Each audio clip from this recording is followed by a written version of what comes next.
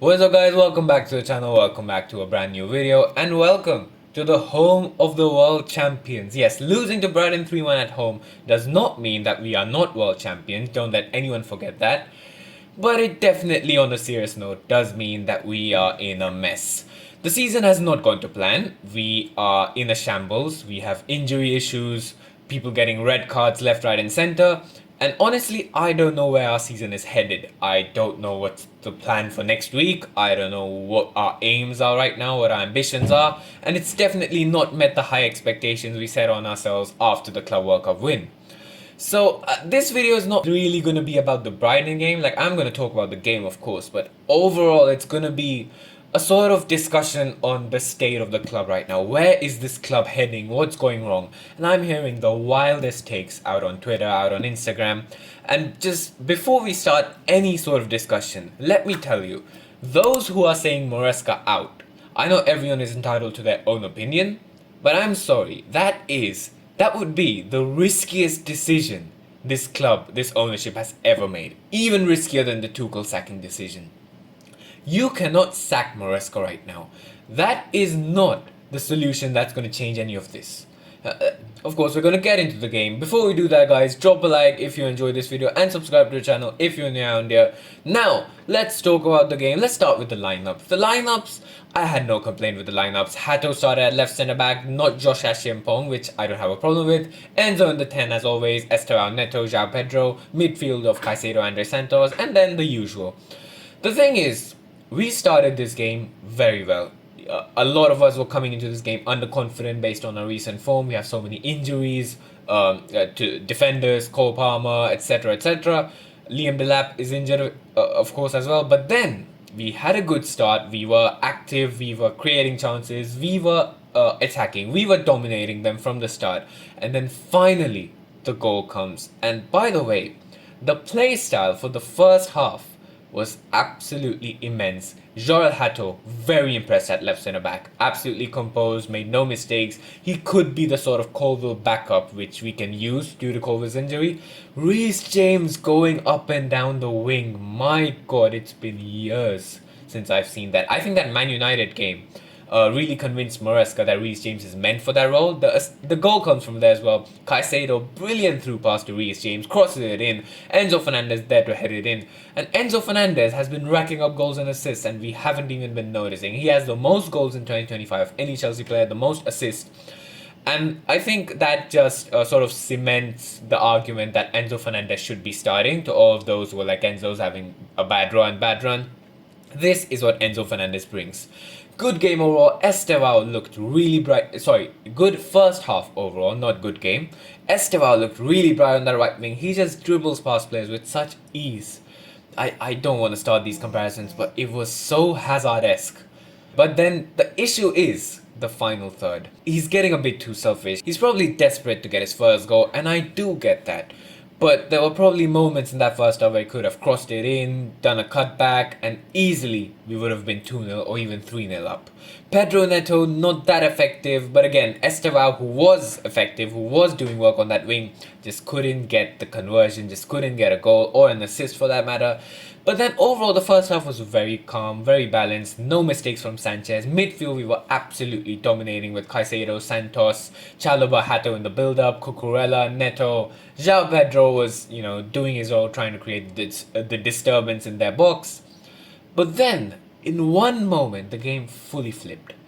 Andre Santos, I think, by the way, I don't think many people have realized this. Reece James goes down in the attacking half. So then, he's being treated, so he's not ready enough to quickly come back to his position, which is why Andre Santos is covering at right back for him. Then Andre Santos, under pressure, loses the ball, makes a terrible pass, and whoever the Brighton player was is through on goal. Now, what we learned from last week, as Maresca said, let the goal go rather than get a red card. Chalobah tackles him, he goes down, but Chalobah gets a bit of the ball and the referee says nothing. So I'm sitting there relieved. I'm like, okay, we escaped, no foul, no goal, thank God. But then it goes to VAR and it does look like a very obvious foul, which it didn't in real time. So here's the thing, these players are frightened of conceding, I think. They're not scared of getting a red card, but I think they're absolutely terrified of the concept of conceding a goal, which I don't get.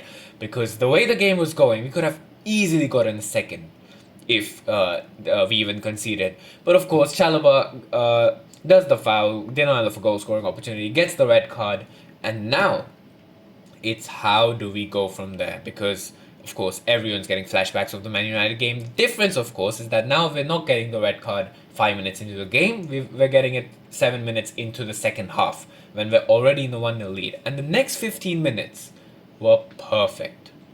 Absolutely perfect.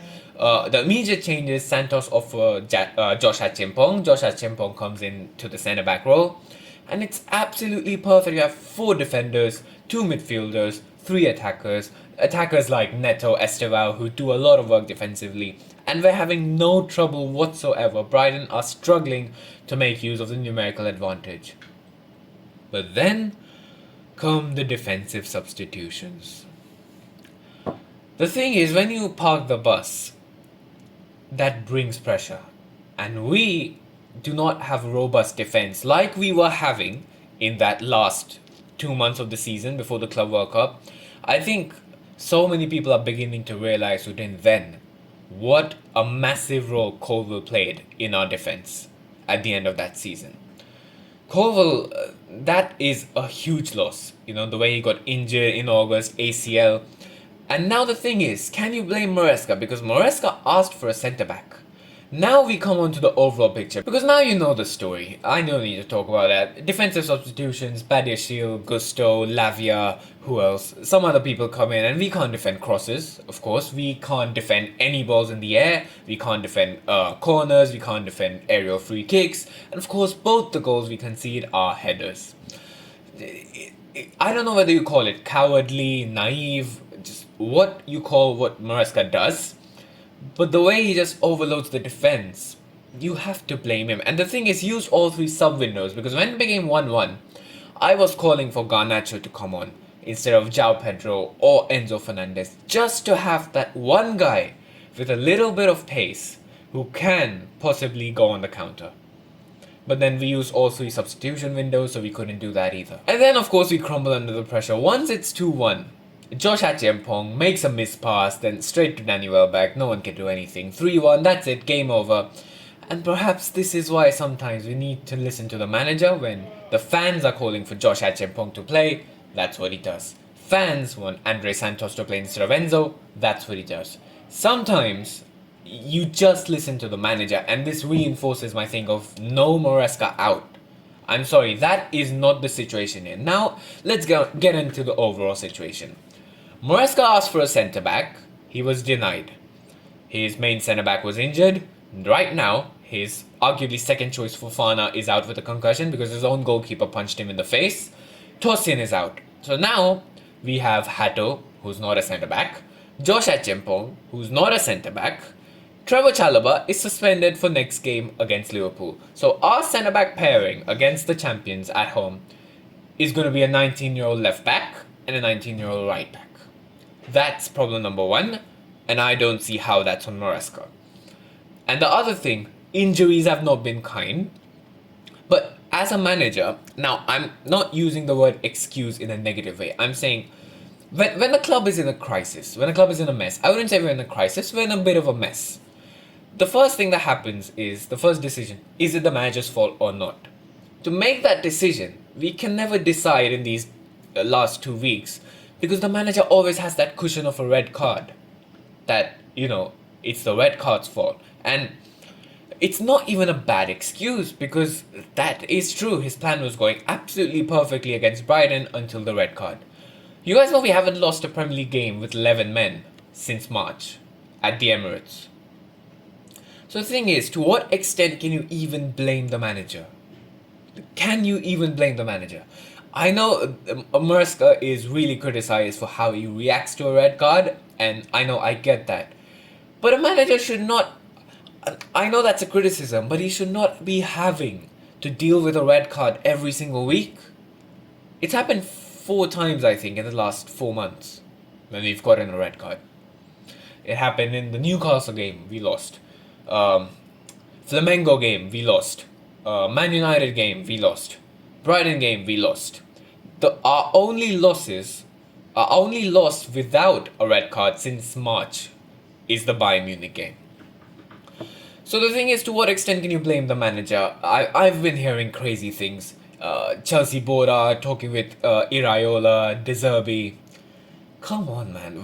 When you have a guy who's come in, first season, he's brought in you top 4 when you were 6th, Club World Cup, Conference League, and he's looking to push above, he wants signings and you don't back him, you cannot be blaming the manager. I don't think the board are blaming the manager, by the way. I don't think it's reached that stage. But when there's media and fan pressure, the whole narrative builds that way. And next week, I mean, you best believe the odds are that we lose to Liverpool.